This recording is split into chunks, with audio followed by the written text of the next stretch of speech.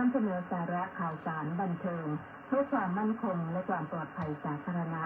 ต่อจากนี้ไปเป็นรายการพุทธานุภาพ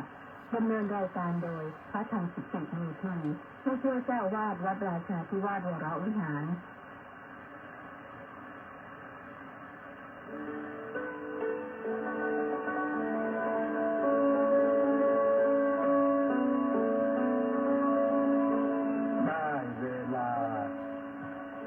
มาฟังพุทธานุภาพ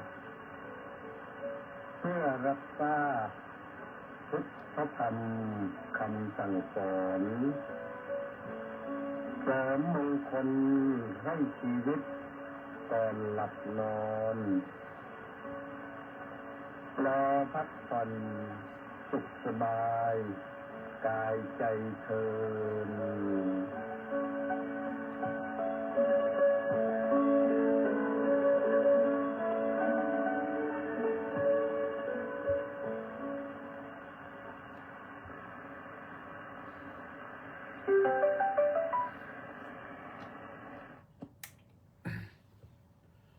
อะระหังสัมมาสัมพุทโธภะคะวาพุทธังภะคะวันตังอภิวาเทมิสวากขาโตภะคะวะตาธัมโมธัมมังนะมัสสามิสุปฏิปันโนภะคะวะโตสาวกสังโฆสังฆังนะมามิขอถวายความนอบน้อมแด่พระรัตนตรัยขอคารวะพระเถรานุเถระเจริญสุขเจริญพรสวัสดีมายังท่านสาธุชนผู้ติดตามสดับรับฟังรับชมรายการพุทธานุภาพกับพระธรรมกิตติเมธีทุกท่าน วันนี้รายการพุทธานุภาพก็มาพบกับท่านทั้งหลายที่วันพุธที่18 กุมภาพันธ์พระพุทธศักราช 2569ขึ้น2 ค่ำเดือน 4เวลาก็3 ทุ่มไปถึง4 ทุ่มมีอย่างนี้เป็นประจำทุกวันจันทร์ถึงวันศุกร์3 ทุ่มถึง4 ทุ่ม กดไลค์กดแชร์กดติดตามไว้ได้ถึงเวลาก็จะเตือนกรุ้งกริ้งมาถ้าหากว่าเผลอนะแต่ไม่เผลอก็เข้ามาอยู่แล้วแหละ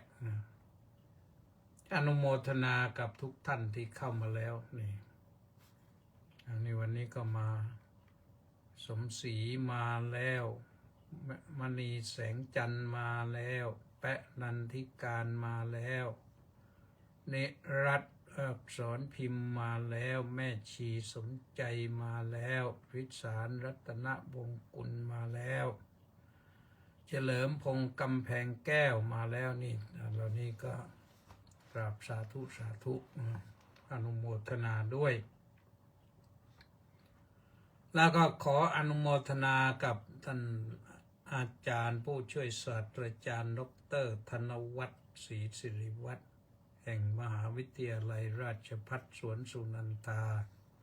คณะครุศาสตร์พร้อมด้วยFC อีก700 คนเข้ามาติดตามสดับรับชมตอนเปิดรายการพบแล้วอนุโมทนาสาธุนิสริตพงษ์เทศบำรุงด็อกเตอร์ก็มาแล้วนะสาธุครับพระอาจารย์ท่านสาธุชนทั้งหลาย โลกนี่ไม่เคยหยุดนิ่งนะวกไปเวียนมาวนไปวนมาสงบบ้างวุ่นวายบ้างแต่บ้านเรานี่ก็สงบพอสมควรนะวุ่นวายก็มีบ้างก็คือเลือกตั้งแล้วก็ยังไม่ได้ประกาศผลแต่ดูข่าวเมื่อตะกี้เนี่ยทาง โซเชียลมีเดียบอกว่าประกาศผลแล้วว่างั้นไปวับมา ใครติดตามอยู่ก็ลองเช็คไปดูเว็บไซต์ของกกต.ก็จะได้เห็นได้ชื่นใจได้ชื่นชมสำหรับคนที่ลุ้นที่เชียร์อยู่ ส่วนที่รู้ข่าวว่าคนที่เชียร์สอบไม่ผ่านแล้วแน่นอนก็ไม่ต้องไปดูก็ได้นะให้มันเจ็บช้ำน้ำใจอีกนะ ผ่านแล้วก็ผ่านไปอย่าไปถืออะไรมากโอกาสหน้าก็ว่ากันใหม่ถ้าคนส่วนมากเขายังไม่พร้อมที่จะรับก็ต้องรอไว้ก่อนก็ไม่มีใครที่จะไม่ที่จะไม่มีผู้เห็นด้วยเลยนะไม่มีนะทุกคนที่ผ่านไปก็มีผู้ที่ไม่เห็นด้วยอยู่ธรรมดาดูนายกญี่ปุ่นก็ประกาศแต่งตั้งเรียบร้อยแล้ววันนี้ก็เลือกตั้งกันวันที่8พร้อมกันนะวันเดียวกันก็เริ่มก่อนนิดหนึ่งเพราะว่าดวงอาทิตย์มันเกิดก่อนที่น้องดวงอาทิตย์มันโผล่ขึ้นมาก่อนตอนนี้เขาก็เลยประกาศผลแล้ววันนี้ของเราก็ประกาศคะแนนแล้ววันนี้ก็ทันกันนะเราก็ไม่ช้าหรอกนะแต่โบราณท่านบอกว่าช้าก็ได้พระเล่มงามเหมือนกันนะช้าได้พระเล่มงามว่างั้น ก็จะได้พระเล่มงามกันหน่อยท่านสมาชิกสภาผู้แทนราษฎรสมาชิกรัฐสภาก็จะได้ทำงานกันไปสักเกือบ4 ปีก็4 ปีแหละกว่าจะจบแล้วก็ต้องไปรักษาการอยู่ก็รวมแล้วก็4 ปีแหละ4 ปีนี่บ้านเมืองพัฒนาไปได้ไกลนะถ้าทำกันนะที่เมื่อตะกี้นี่ทางฟังข่าวทางโทรทัศน์ก็บอกว่าถ้าหากว่าเราทำได้ดีนะปีนี้เนี่ยเศรษฐกิจก็อาจจะโตไปถึงอะไร3%หรือ3อะไร GDP โตขึ้นไปถึง3ว่างั้นถึง3ก็เยอะนะจากที่ปีที่ผ่านมาก็ไม่ถึง2นะก็ลองดูนะแต่ก็มีข้อแม้ว่า1กำจัดคอร์รัปชันให้ได้2เร่งลุยโครงการอะไรที่มีอยู่ก็ลุยเลยแล้วก็รัฐบาลปรึกษากับภาคเอกชนบ่อยๆจะได้ช่องทางที่ดีว่างั้นนะก็ดีเห็นด้วยทุกอย่างเราอยู่หากินด้วยกันก็ต้องปรึกษาหารือกันดีวันนี้อาตมาภาพเองก็ได้รับนิมนต์ไปที่อะไรแดนสุขาวดีนาเกลือชลบุรีนะที่เขาเรียกว่าบริษัทสหฟาร์มใหญ่โตมโหฬารทราบข่าวว่าบริษัทนี้เมื่อก่อนก็เป็นคู่แข่งหรือคู่อะไรกันนะที่กับ RCP เนี่ย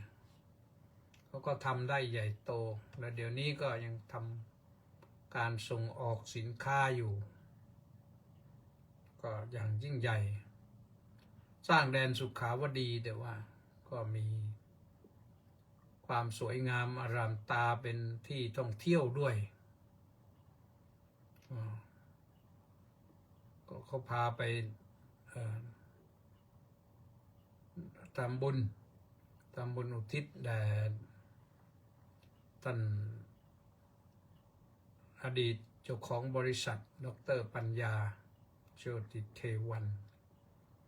เป็น1 ปีกับ3 เดือนเลยมันก็จะทำบุญอุทิศทุกเดือนพาขึ้นไปทำที่ชั้น6นั่นทั้งฉันทั้ง ทั้งฉันทั้งแสดงพระธรรมเทศนาทั้งสวดพระพุทธมนต์ทั้งมาติกาบังสุกุลครบถ้วน ออกไปตั้งแต่ประมาณสัก7:30 กลับมาถึงก็บ่าย3 โมงเสร็จพิธีก็กลับมานำโดยท่านพลตรีเฉลิมชัยเสียงใหญ่นะอดีตก็ศิษย์เก่าเดี๋ยวนี้ก็ยังเป็นศิษย์อยู่แหละวัดชนะสงครามท่านก็นิมนต์หวังให้ไปเทศก็ไปเทศให้กันหนึ่งย่อๆเพราะว่าพิธีหลายอย่างก็เลยฉันก็ฉันอย่างย่อเทศก็เทศอย่างย่อสวดมนต์ก็สวดอย่างย่อแต่ที่ไม่ย่ออย่างเดียวก็คือประพรมน้ำพระพุทธมนต์ถึงทุกคนที่เป็นนั่งอยู่ก็เยอะนะเป็น100นะภาคกองที่ระลึกไปแจกมอบรางวัลเป็นหัวนโมก็ปรากฏว่ากล่องหนึ่งก็หมดพอดีกล่องหนึ่งก็100นะเข้าใจว่าไม่ถึง100น่าจะแจกเสียบ้างแล้วเล็กน้อยแล้วก็คนมาก็นั่งพร้อมหน้าพร้อมตากันญาติโยมก็ลูกสาวคนโตนะชื่อวรวรรณโชติเทวันเป็นประธานในการบำเพ็ญกุศลขออนุโมทนาสาธุนะทำดีนั่นก็เรื่องที่ผ่านไปแล้วเมื่อเช้าแต่กลับมาถึงนี่เมาเลยกลับมาถึงเมารถบ่าย3:30ทำธุระได้นิดหน่อยก็สัก4 โมงได้มึงก็ปรากฏว่าไม่หลับไปเลยถึง6 โมงเย็นเลยไม่รู้เพราะอะไรปกตินั่งรถก็สบายมาทางก็ดีมากเลยในนี้ถือว่าประเทศไทยเรานั้นพัฒนาทางคมนาคมนี่อยู่ในขั้นเยี่ยมยิ่งโดยเฉพาะอย่างยิ่งทางไปชลบุรีเนี่ยไปอะไรเขาเรียกอะไรที่แถวด้านตะวันออกเขตอุตสาหกรรมด้านตะวันออกเนี่ยทางรถยนต์วิ่งสบายมากเลยเรียบเลยทางกว้างขวางปลอดภัยแล้วเขาก็มีรถไฟต่อไปอีกแล้วมีเครื่องบินแต่เครื่องบินยังไม่ได้ใช้เท่าไหร่นะอุตภเปานี่แต่ว่ารถไฟรถยนต์ไปได้ทั่วไปท่าน้ำลึกไปเขตอุตสาหกรรมแต่ถนนใหญ่นี่ไม่ได้ไปในเขตอุตสาหกรรมแล้วก็ไปทางนี้ทางบริษัทเขาก็ไปตั้งก็คงจะอยู่ในเขตนั้นด้วยไม่ไกลก็สบายนะไปตั้งบริษัทเขตนั้นก็การจะส่งออกอะไรต่างสินค้าต่างๆนี่ก็คงสะดวกมากนะเอาละท่านสาธุชนทั้งหลายเล่าเรื่องราวตั้งแต่เช้ามาถึงวันนี้ตกเย็นนี่ก็ตื่นขึ้นมาก็ส่งน้ำส่งท่าพอร่างกายกระฉับกระเฉงขึ้นมามึนๆงงๆหน่อยนึกว่าทำไมเราสุขภาพถึงเป็นอย่างนี้คิดไปคิดมาวันนี้ยังไม่ได้ฉันกาแฟเลยก็เลยชงกาแฟฉันถ้วยหนึ่งก็กระชุ่มกระชวยขึ้นมาหน่อยนะก็ได้ นี่ต้องใส่ราชโคตก็มาเพชรเพลินสาลิกาภูติก็มาสาธุนะเอาละเข้าเรื่องวันนี้ก็พุทธานุภาพวันนี้ก็จะว่าถึงเรื่องความรุนแรงเนื่องจากเห็นเหตุการณ์เปิดโทรทัศน์ดูเห็นยอดชายนายหนึ่งเกิดอารมณ์ อะไรขึ้นไม่รู้นะไปเที่ยวยิงปืนเนี่ยขู่นั่นนะขู่คนโน้นคนนี้ต้องวุ่นวายเดือดร้อนกันไปหลายคนนะทั้งท่านนายกอบตทั้งตำรวจทั้งคุณพ่อคุณแม่ ปรากฏว่าโรงเรียนเขาก็ต้องปิดเรียนให้เด็กกลับบ้านหมดเพื่อความปลอดภัยเพราะเขาเที่ยวยิงปืนนี่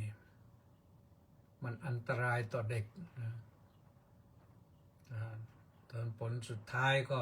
เขาพาแม่มาเกลี้ยกล่อมแล้วก็สงบลงพอสงบลงก็ยอมมอบตัวก็ให้จับแต่โดยดีทำไปทำมาก็ปรากฏว่าเรื่องราวเนี่ยมันขัดใจกับภรรยาไม่รู้ขัดใจเรื่องอะไรไม่ได้ตามต่อแต่ว่าขัดใจเรื่องภรรยาแล้วก็มันระเบิดขึ้นมามีอาชีพของเขาก็คือส่งใบกระท่อมขายแต่เขาไม่ได้เมาไม่ได้เมากระท่อมเนี่ยมันไม่ได้เมาให้เท่าที่เห็นมานะไม่ได้เมาให้ถึงขนาดว่าเสียคนนะใบกระท่อมนี่มันคนเคี้ยวใบกระท่อมนี่ที่เคยเห็นมานะเป็นคนสู้แดดสู้งานมีกำลังขึ้นมาโดยเฉพาะอย่างยิ่งชาวนานี่ไถนาทำนาเนี่ยก็พกใบกระท่อมไปสัก2-3 ใบเท่านั้นน่ะน้ำบางทีน้ำในนานั่นแหละครับหรือว่าพาน้ำขวดไปสมัยก่อนน้ำขวดมันไม่มีก็ดื่มน้ำในนานั่นแหละได้ใบกระท่อมสักเกี่ยวสักใบ2 ใบที่จริงทราบข่าวว่ามันขมมันจะมันด้วยหรือเปล่าไม่รู้เพราะเขาเคี้ยวนี่เขาเคี้ยวใบยอดมันแต่ผลสุดท้ายตอนนี้ไม่รู้ว่ามันจะเป็นเรื่องถูกกฎหมายหรือผิดกฎหมายแต่ขายกันเกลือแต่เป็นคล้ายๆเป็นยาชูกำลังนะชูกำลังแล้วมันไม่ทำให้อายุสั้นนะแต่จะให้อายุยืนหรือเปล่าก็ไม่ทราบที่เห็นสภาพเนี่ยคนที่เคี้ยวใบกระท่อมทำนาเนี่ยนะผิวจะกร้านดำกร้านไอ้ผิวที่ดำกร้านเนี่ยก็คงไม่น่าจะเกี่ยวด้วยใบกระท่อมมันน่าจะเกี่ยวด้วยเพราะสู้แดดคนสู้แดดร้อนขนาดไหนก็สู้นะวัวควายเนี่ยไถนาเนี่ยเขาใช้วัวส่วนมากก็ไม่ใช้ควายวัวมันจะทนกว่าควายเนี่ยมันทนร้อนไม่ค่อยได้วัวจึงไถได้นานกว่าก็ไถตั้งแต่เช้าถึงเที่ยงบางทีถึงบ่ายวัวก็น่าสงสารนะเวลาเขาพักเนี่ยคนพักวัวไม่ได้พักเขาครอบแอกไว้อย่างนั้นนะโอ้น่าสงสารเหมือนกันเกิดเป็นวัวนี่ก็เป็นอย่างนั้นทีนี้นายนี่แกค้าขายส่งใบกระท่อมแล้วก็ไม่รู้น้อยเนื้อต่ำใจหรือโมโหโกรธาภรรยาก็มาระเบิดอารมณ์ขึ้นมาผลสุดท้ายต้องเดือดร้อนถึงเจ้าหน้าที่บ้านเมืองก็แก้ไขได้เรียบร้อยแล้วแหละนะคิดว่าเรียบร้อยที่เรียบร้อยนี่หมายความว่าเขามอบตัวมันก็เหตุการณ์อย่างนี้มันเกิดขึ้นได้เรื่อยๆนะคนที่ควบคุมอารมณ์ไม่ได้นี่นี่เนนน้อยสังเหลือก็กราบไหว้สามาแล้วสาธุนะท่านผู้ช่วยศาสตราจารย์ดร.ธนวัฒน์ศรีสิริวัฒน์ก็เข้ามาแล้วเปิดสาธุน้อมกราบนมัสการครับว่างั้นสาธุ ถ้าความรุนแรงมันตรงกันข้ามกับความสุภาพอ่อนโยนอ่อนน้อมถ่อมตนนะที่จริงความรุนแรงเนี่ยถ้าหากว่าเรามีหลักก็ยังนึกเสียดายอยู่นะว่ารัฐบาลที่แล้วมานะรัฐบาลเสียหนูนี่ไม่รู้จะว่าอย่างไรที่แล้วมาทุกรัฐบาลเนี่ยไม่ค่อยส่งเสริมกิจกรรมทางศาสนาเท่าที่ควรนะอ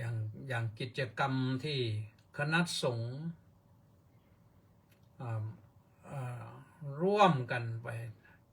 จัดโครงการหมู่บ้านศีลห้าเนี่ยหมู่บ้านรักษาศีลห้าเนี่ยน่าสนับสนุนเป็นอย่างยิ่งก็เรามีปัจจัยบวกอะภาษาการศึกษาภาษาธุรกิจก็เรียกว่ามีปัจจัยบวกปัจจัยบวกทางนี้คืออะไรปัจจัยบวกก็คือคนไทยเนี่ยเกือบ100%นี่นับถือพระพุทธศาสนาอยู่แล้วพอรู้เรื่องรู้ราวเรื่องศีลห้าอยู่แล้วแต่ไม่ได้รับการสนับสนุนอย่างจริงจังรัฐบาลไม่พูดถึงเลยเรื่องศีลห้าที่แล้วมาเนี่ยพระสงฆ์นี่ก็ไปอบรมพระแล้วก็โปรดญาติโยมเทศตลอดให้ศีลห้าตลอดจะให้ศีลห้าแล้วก็ให้ตรงนั้นก็ทิ้งตรงนั้นรับตรงนั้นก็ทิ้งตรงนั้นไม่ได้เอาไปปฏิบัติรักษาให้มันจริงจังถ้าคนนำเอาศีลห้าไปปฏิบัติรักษาอย่างจริงจังนี่เรื่องความรุนแรงมันจะลดลงเยอะเลยแผ่นดินไทยจะเป็นแผ่นดินแห่งอะไรสันติภาพสมบูรณ์เลยทั่วเลยก็สำคัญว่าให้คนเกินกว่า80%รักษาศีลห้านะมันมีบ้างแหละบางคนที่เกิดมาด้วยเวรด้วยกรรมไม่สามารถรักษาศีลห้าได้ก็ปล่อยไปนะแต่ปล่อยเนี่ยไม่ได้หมายความว่าปล่อยทิ้งนะต้องพยายามเมื่อรัฐบาลส่งเสริมสนับสนุนแล้วก็ทาง องค์การบริหารส่วนจังหวัดบริหารตำบลช่วยเจ้าอาวาสซึ่งวัดก็มีอยู่ทั่วประเทศไทยเลยเนี่ยช่วยเจ้าคณะจังหวัดเจ้าคณะอำเภอเจ้าคณะตำบลเจ้าอาวาสช่วยกันรณรงค์ช่วยกันประชุมสัมมนากระตุ้นให้ทุกคนเนี่ยรู้จักรักษาศีลห้ารับศีลห้าแล้วปฏิบัติในศีลห้าเนี่ยความรุนแรงก็จะไม่เกิดขึ้นนะไอ้สิ่งที่มันไม่พึงปรารถนามันจะไม่เกิดขึ้นซึ่งความรุนแรงนั้นก็จะเกิดทางกายทำร้ายกันทุบตีกันประหัตประหารกันความรุนแรงทางวาจาก็ด่ากันทะเลาะกันถกเถียงกันโต้เถียงกันความรุนแรงทางใจก็คิดร้ายต่อกันแต่คิดร้ายแล้วมันออกมาทางกายทางวาจาด้วยนะแต่ถ้าคิดอย่างเดียวนี่มันไม่เป็นไรมันเดือดร้อนตนเองแต่คนที่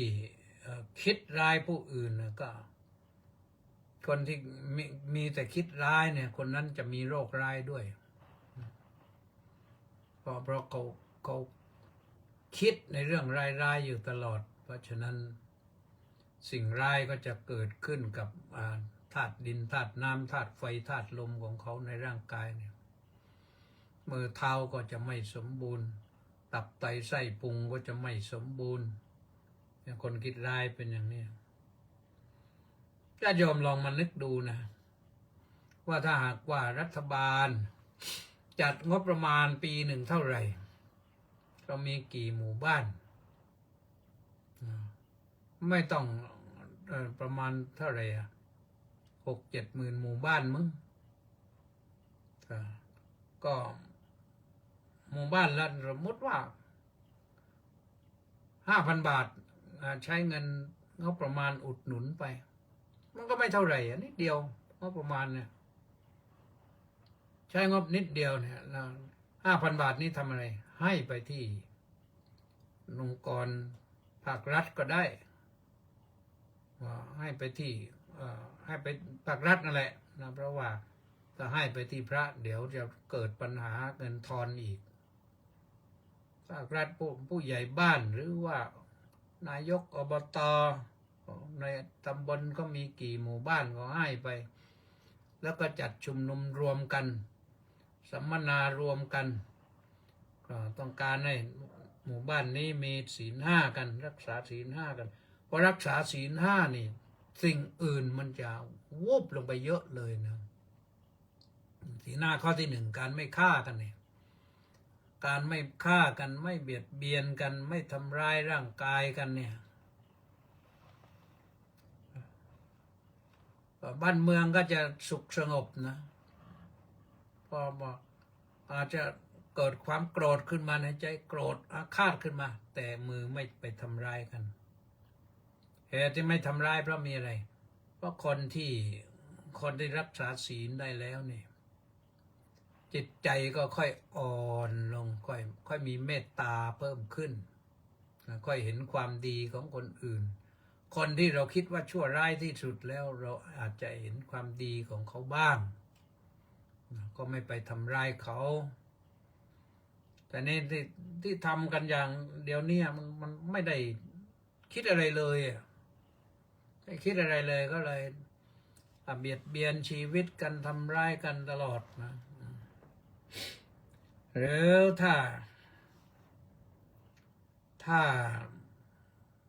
อะไรต่างๆก็เรื่องลักขโมยเรื่องช่อฉนเรื่องทุจริตเรื่องคอร์รัปชันเนี่ยคอร์รัปชันน้อยคอร์รัปชันใหญ่คอร์รัปชันมากคอร์รัปชันน้อยคอร์รัปชันเล็กคอร์รัปชันใหญ่เนี่ยถ้ามีศีล 5รักษาศีล 5ข้อ 2นี่ตั้งใจเว้นจากการถือเอาสิ่งของที่เจ้าของเขายังไม่ได้ให้เนี่ยแล้วก็มีสัมมาอาชีพขยันหมั่นเพียรมีความขยันหมั่นเพียรในการทำมาหาเลี้ยงชีพ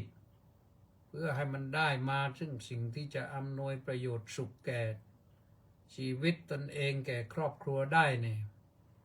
มันก็อยู่ได้นะสังคมเนี่ยบ้านเรานี่ทรัพย์ในดินสินในน้ำข้าวในนาปลาในน้ำมันมีอยู่ทั่วแม้แห้งแล้งขนาดไหนพอฝนมาก็ปลามีมันแปลกนะบ้านเรานี่ปลาเนี่ยมันไปฝังตัวอยู่ในดินนั่นพอแห้งแล้งปั๊บเนี่ยมันฝังตัวลงไปไปอยู่ในดินพอน้ำมามันก็โผล่ขึ้นมาได้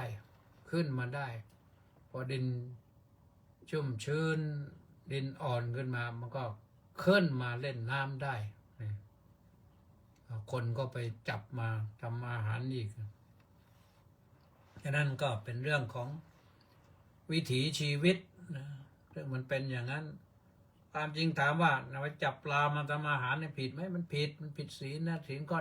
1แต่ว่านั่นสำหรับคนที่จับคนไม่ไปจับก็เยอะนะคนที่ไม่ไปฆ่าสัตว์ก็เยอะนะว่าตามศีลนั่นถ้ารักษาอย่างเคร่งครัดแล้วก็สิ่งที่มีชีวิตก็คือสิ่งที่มีลมปราณคือมีลมหายใจสัตว์ที่มีลมหายใจเนี่ยเราไปฆ่ามันก็ผิดศีลแล้วนะ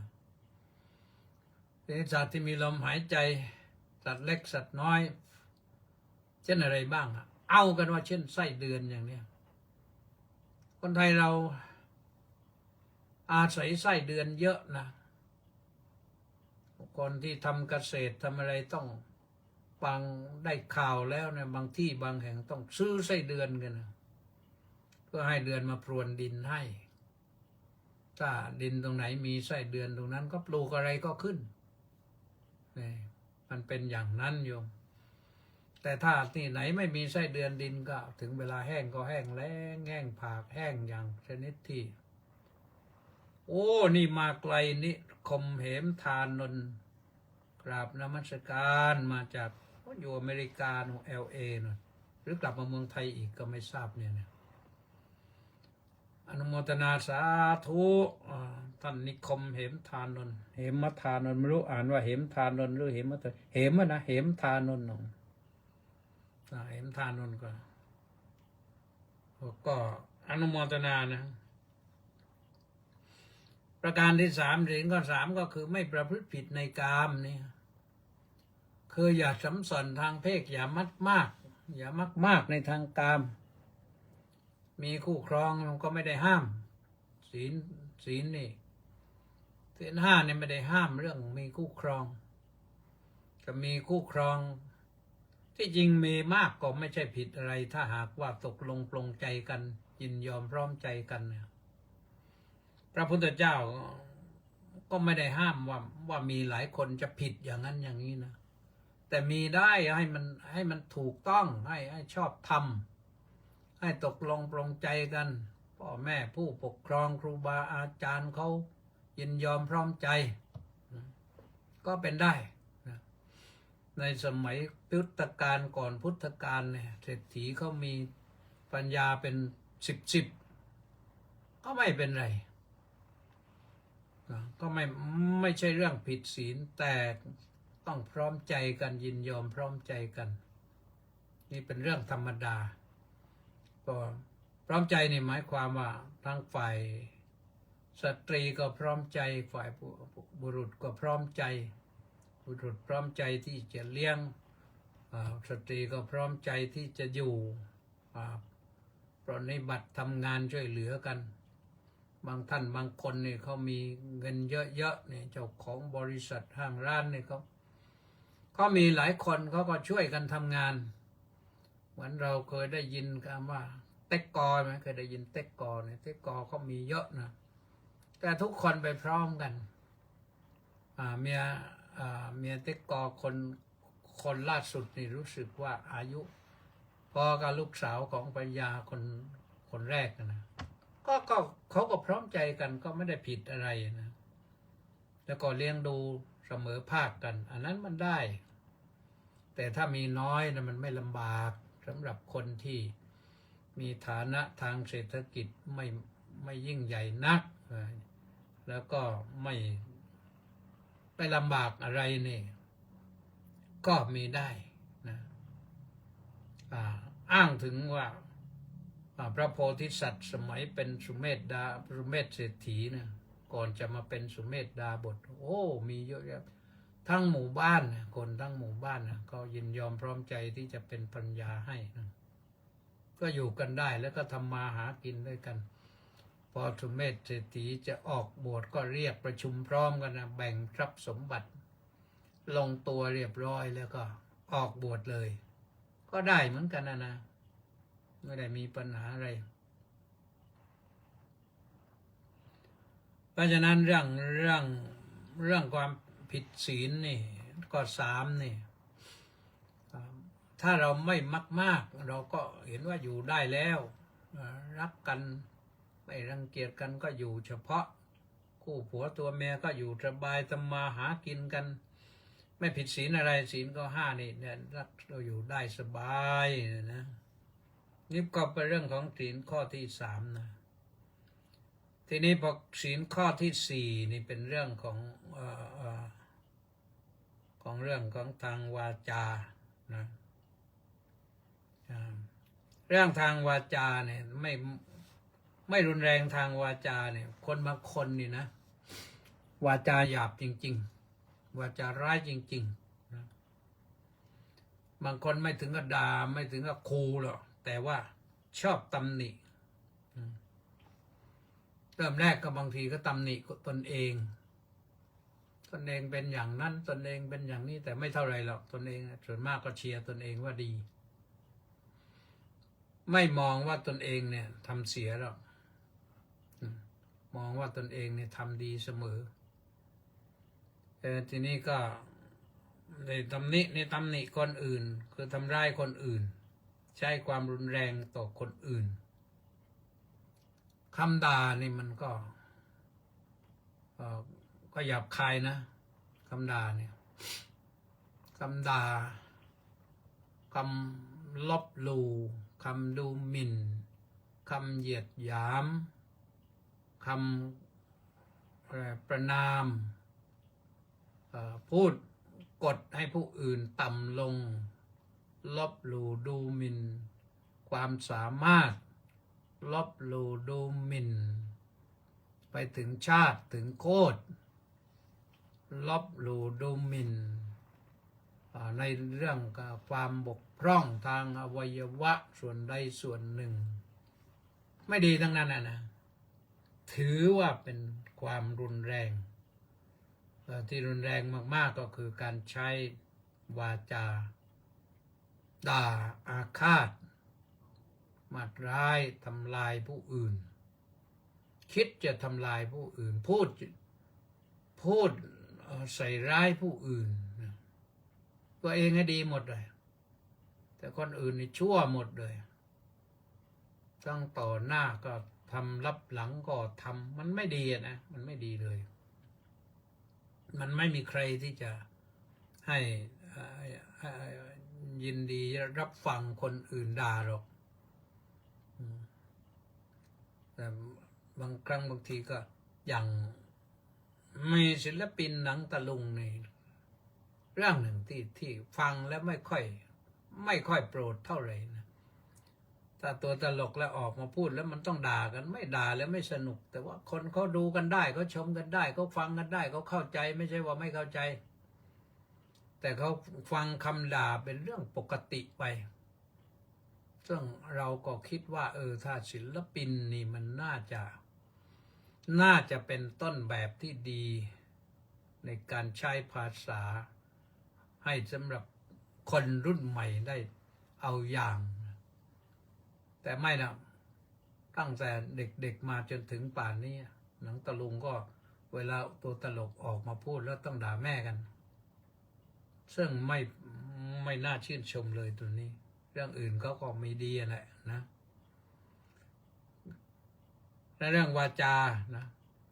วาจาต้องเป็นวาจาสุภาพเป็นวาจาไพเราะแม้จะตำหนิก็ตำหนิอย่างสุภาพตำหนิอย่างไพเราะมันก็เป็นสิ่งที่ก่อประโยชน์ได้นะที่สำคัญก็คือเรื่องความรุนแรงทางใจความรุนแรงทางใจนี่เป็นรุนแรงที่น่ากลัวนะพอคิดแล้วมันความคิดมันพุ่งมันเดือดมันพล่านความรุนแรงทางใจเนี่ยพอเดือดขึ้นแล้วเนี่ยมันกับน้ำที่เดือดแล้วจะให้เย็นลงง่ายๆมันยากนะมันไม่ค่อยเป็นพอจิตใจเดือดขึ้นมาแล้วก็คิดจะทำร้ายคนอื่นบางครั้งบางทีก็ไปคิดเอาว่าคนนี้ ได้ทำร้ายคนญาติของเราคนนี้ทำร้ายเพื่อนของเราคนนี้ทำอันตรายแก่ญาติแก่พี่น้องพวกพ้องของเราก็เป็นเหตุให้เกิดความอาฆาตที่รุนแรงนะหรือไม่งั้นก็คิดถึงตนเลยตนเองจะถูกคนนี้อาฆาตคนนี้มาดร้ายซึ่งบางครั้งบางทีก็เดาใจเอานะว่าจะเป็นเช่นนั้นก็เลยจ้องที่จะทำร้ายกันซึ่งการทำร้ายกันนี่พระพุทธเจ้าไม่โปรดเลยนะให้ทรงแสดงทำให้เห็นว่าสัตว์โลกนี่ทุกชีวิตนี่น่ารักน่าสงสารเหมือนกันไม่ควรจะมีการฆ่ากันไม่ควรจะมีการทำร้ายกันไม่ควรจะมีการเบียดเบียนกันด้วยประการใดๆแต่ควรจะมีความรักความปรารถนาดีแก่กัน มีความช่วยเหลือเอื้อเฟื้อเกื้อกูลกันมีความชื่นชมยินดีต่อกันมีความระมัดระวังดูกันอยู่สังเกตกันอยู่ถ้ามีผิดอะไรก็ตักเตือนกันถ้ามีดีอะไรก็ไม่ต้องตักเตือนก็ได้ก็อยู่ไปหรือจะชื่นชมก็ได้นะอนุโมทนาชื่นชมอันนี้ก็เป็นสิ่งที่ดีถ้าหากว่าเราทำใจได้อย่างนี้แต่เดี๋ยวนี้มันไม่เป็นอย่างนั้นเป็นชาวบ้านก็จะทะเลาะกันเรื่องทรัพย์สินเรื่องที่ดินเรื่องการแบ่งเขตบางครั้งบางทีเคยเห็นบางพวกนี่คิดโกงไปเอาเจ้าหน้าที่ที่ดินออกมาอย่าปักที่ดินแล้วปักล้ำเขตที่ดินเพื่อนเนี่ยวันใจไม่ใส่ระกำมากทำอย่างนั้นทั้งที่รู้กันมาตั้งแต่บรรพบุรุษว่าตรงนี้มันเขตของคนนี้คนนี้เขายังทำได้นะเคยเห็นกับตาเนี่ยผลสุดท้ายก็ต้องไปขึ้นโรงขึ้นศาลเพราะมันยุ่งยากอีกกลายเป็นที่เคยที่ดินติดกันอยู่ด้วยกันเป็นมิตรกันก็กลายเป็นศัตรูกันไปไม่น่าจะเกิดขึ้นเลยนะก็เรื่องทรัพย์สินบางครั้งบางทีก็เป็นเรื่องของคู่ครองกันไว้ใจกันไม่ได้นะคู่ครองเนี่ยเรียกว่ากวากปัญญาไว้บ้านกวากสามีไว้บ้านไม่ได้เลยอันนี้เพราะความที่ศีลไม่มีตอนแรกก็ทำดีนะแต่พอเผลอตาเผลอใจเผลอกายอย่างเดียวนะเอาไปแล้วขโมยหลังบ้านแล้วภรรยาสามีเนี่ยก็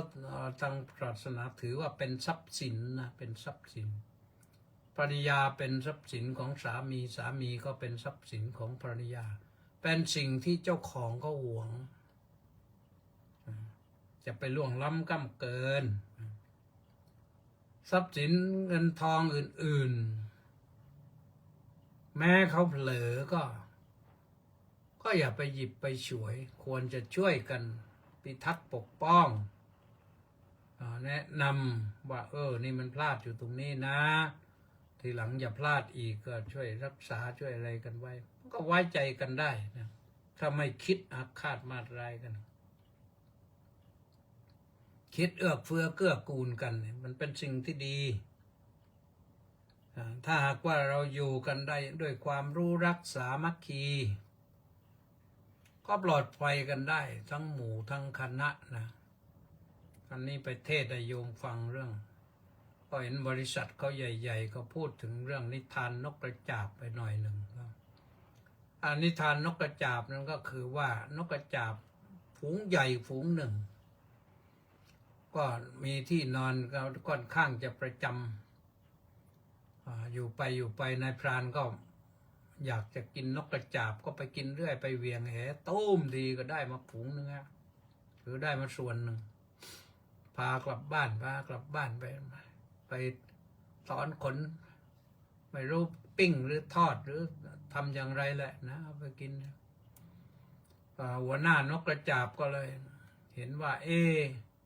พวกนกกระจาบของเรามันหายไปเรื่อยมันเป็นเพราะอะไรสืบถามดูปรากฏว่ามีนายพรานนกไปเวียงแหแล้วพอเวียงแหตุ้มไปนกกระจาบต่างตัวต่างก็บินเอาตัวรอดกันไปคนละทิศคนละทางสมมติเยอะจนว่าผลสุดท้ายก็เยอะกันเองก็ไปไม่รอดนายพรานก็รวบแหพากลับบ้านได้สบายเลยพญานกก็เลยปรึกษาหารือในที่สุดก็ให้โอวาทให้แนวทางว่าต่อไปนะถ้าหากว่านายพรานเวียงแหตุ้มเราไม่สามารถทำอะไรนายพรานได้หรอกแต่เราต้องหาทางหนีทีไล่นั่นก็คือ เวลาแหลงตุ้มเราต้องบินไปในทิศทางเดียวกันอย่าไปคนละทิศคนละทางพอบินไปในทิศทางเดียวกันเนี่ยปรากฏว่าสิ่งที่เกิดขึ้นก็คือนกกระจาบมันพาบินพาแหขึ้นไปสูงเลยนายพรานจับไม่ทันพาแหไปก็เราก็ไปทิ้งบนพุ่มไม้สูงนั่นแหละนะแล้วก็บินลอดออกไปได้หมดเลยนายพรานไม่ได้นกวันนั้นกลับบ้านแหก็หายไปด้วยนกพาหนีไปเลยกลับไปถึงบ้านก็คงจะโดนเมียด่าแน่นะแต่นั้นไม่รู้นะอาจจะโดนเมียด่าเพราะว่าได้มาทุกวันเนี่ยดีใจก็เมียก็นิยมชอบชื่นชมอยู่แล้วพอไม่ได้มาวันนั้นสงสัยจะพาไปให้บ้านอื่นหรือเปล่าเนี่ยทะเลาะกันแล้วทีนี้นกกระจาบก็ปลอดภัยฝูงนกกระจาบก็ยังอยู่ได้มาถึงปัจจุบันนะนกกระจาบนะก็นั่นก็เป็นนิทานบอกให้รู้ว่าถ้าเราอยู่กันด้วยความรู้รักสามัคคีแบ่งปันน้ำใจกันเราก็จะอยู่กันได้อย่างมีความสุขเอื้อเฟื้อเผื่อแผ่กันแล้วก็ยกข้อธรรมะคือศีลห้านี่ก็อย่างหนึ่งแล้วก็ยกสารานิยธรรมมาอย่างหนึ่งเมตตากายกรรมทำอะไรก็ให้มีเมตตานำหน้าเมตตาวจีกรรมพูดอะไรก็นึกถึงเมตตานำหน้าก่อนเมตตามโนกรรมจะคิดอะไรก็คิดให้มีเมตตานำหน้าสาธารณโภคีแบ่งสรรปันส่วนกันให้อยู่กันได้ให้พอมีพอกินกันได้ไม่เป็นทุกข์เดือดร้อนไม่ทุกข์ยากลำบากศีลสามัญญตาอยู่กันด้วยกฎเกณฑ์กติกาที่เสมอเหมือนกันแล้วก็สุดท้ายก็คือทิฏฐิสามัญญตาอยู่กันด้วยการปรึกษาหารือกันเมื่อปรึกษาหารือกันได้อย่างนี้ทำได้อย่างนี้พระพุทธเจ้าบอกว่านี่แหละคือธรรมะสารานิโยปิยะกรโนครุกรโนสังฆหายะอวิวาดายะสามัคคิยาเอกีภาวายะสังวัตติเมื่อปฏิบัติธรรมนี้ได้ก็จะธรรมนี้จะสร้างความระลึกนึกถึงกันสารานิโยปิยะกรโนให้สร้างความรักให้เกิดขึ้นระหว่างกันและกันครุกรโนสร้างความเคารพให้เกิดขึ้นระหว่างกันและกันสังฆหายะสังวัตติเป็นไปเพื่อความสงเคราะห์อนุเคราะห์กันอวิวาดายะสังวัตติเป็นไปเพื่อความไม่ทะเลาะเบาะแวงกันสามัคคิยาสังวัตติเป็นไปเพื่อความสามัคคีพร้อมเพรียงกันเอกีภาวายะสังวัตติย่อมเป็นไปเพื่อความเป็นเอกภาพหนึ่งบริษัทแม้จะมีคนเป็นพันก็ถือว่าเป็นหนึ่งเดียวด้วยน้ำใจปรับทิฏฐิทำ3 อย่างทำ6 อย่างนี้ให้ได้แล้วก็จะเป็นสิ่งที่ก่อให้เกิดประโยชน์สูงสุดได้แน่นอนนะเพราะฉะนั้นท่านสาธุชนทั้งหลาย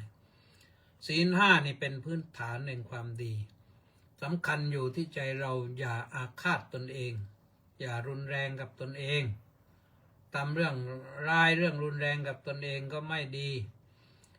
พูดร้ายให้ร้ายตนเองก็ไม่ดีคิดร้ายตนเองก็ไม่ดีเพราะคนคิดร้ายตนเองนั่นก็คือคนคิดที่จะฆ่าตัวตายนะก็มีเหมือนกันนะเพราะฉะนั้นอย่าเรื่องเหล่านี้นะเมตตาตนเองเมตตาญาติพี่น้องเมตตาพวกพ้องเมตตาสัตว์ทั้งหลายให้จิตใจของเรามีแต่ความรักความเมตตาไม่ใช่รักด้วยกามตัณหานะแต่รักด้วยเมตตาและเราจะอยู่กันได้สงบสุขในโลกนี้เราได้สมาชิกสภาผู้แทนราษฎรมาแล้วก็รักกันให้เหมือนมาให้เป็นคนไทยแท้ๆด้วยกันเราก็จะอยู่กันอย่างมีความสุขคนไหนที่ไม่ได้เป็นก็ตั้งหน้าตั้งตาประกอบคุณงามความดีสร้าง เสริมบารมีขึ้นใหม่เผื่อว่าต่อไปถ้ายังอยากเป็นสมาชิกสภาผู้แทนราษฎรคนอาจจะเชียร์อาจจะลงคะแนนให้เพราะเห็นประโยชน์ของท่านก็ได้นะเอาแหละวันนี้ก็ว่ามาเหลือเวลาอีก5 นาทีนะก็กดไลค์กดแชร์นะกดติดตามรายการพุทธานุภาพวันนี้ก็ทางข้างท้ายนี้ก็จะอ่านรายชื่อเต็มๆอีกสักครั้งหนึ่งนะใครมาบ้างสมศรีลักษณะวิราชบอกว่าน้อมกราบนมัสการสาธุสาธุสาธุเจ้าค่ะมณีแสงจันทร์ก็บอกว่านมัสการกราบนมัสการสาธุสาธุสาธุเจ้าค่ะสาธุสาธุแป้นันทิการก็บอกว่าน้อมกราบนมัสการสาธุสาธุสาธุเจ้าค่ะสาธุนิรัตน์อักษรพิมพ์ก็บอกว่ากราบนมัสการครับสาธุแม่ชีสมใจก็บอกว่าสาธุสาธุสาธุเจ้าค่ะสาธุไปศาลรัตนวงศ์กุลก็บอกว่ากราบนมัสการครับสาธุเฉลิมพงษ์กำแพงแก้วก็บอกว่ากราบสาธุครับพระอาจารย์สาธุสริตพงษ์แทสะบำรุงก็บอกว่าสาธุครับพระอาจารย์สาธุแปะนันทิการว่าไปแล้วกำพันธ์ผู้มณีท่านสวบอกว่าขอกราบนมัสการในวันที่18 กุมภาพันธ์ 2569นี้มาด้วยความเคารพอย่างสูงครับผมสาธุท่านสวแล้วก็มัคโคนาโมเมยังไม่ว่าอะไรนะสันติปรารมกราบถวายความเคารพครับพระเดชพระคุณเจ้าพระคุณสาธุมกหน้ามาว่าตรงนี้กราบนมัสการสาธุเจ้าค่ะสาธุเกษราพรหมาศสาธุสาธุสาธุกาสาธุแล้วก็หนูปานลักษณะบิลาศน้อมกราบนมัสการสาธุสาธุสาธุเจ้าค่ะสาธุทองใสราชโคตรน้อมกราบนมัสการหลวงพ่อเจ้าคุณขอรับสาธุสาธุสาธุสาธุไปศาลรัตพิษเพลินสาริกภูติกราบนมัสการท่านเจ้าคุณสาธุเจ้าค่ะสาธุนิพนธ์ลักษณะบิลาศน้อมกราบนมัสการพระคุณท่านครับสาธุสาธุสาธุแน่น้อยสังเหลือกราบไหว้สาครับหลวงปู่พร้อมสาธุนะไหว้สานี่ก็คือสาธุนะไหว้สากราบไหว้สาธุนะธนวัฒน์ศรีสิริวัฒน์สาธุน้อมกราบนมัสการครับสาธุมีใครอีกไหม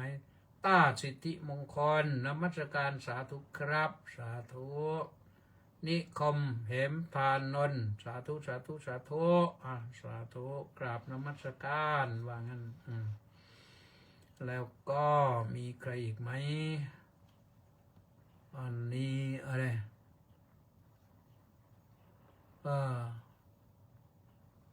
อ่านสันสกฤตไม่ออกแล้วไม่รู้ท่านผู้ใด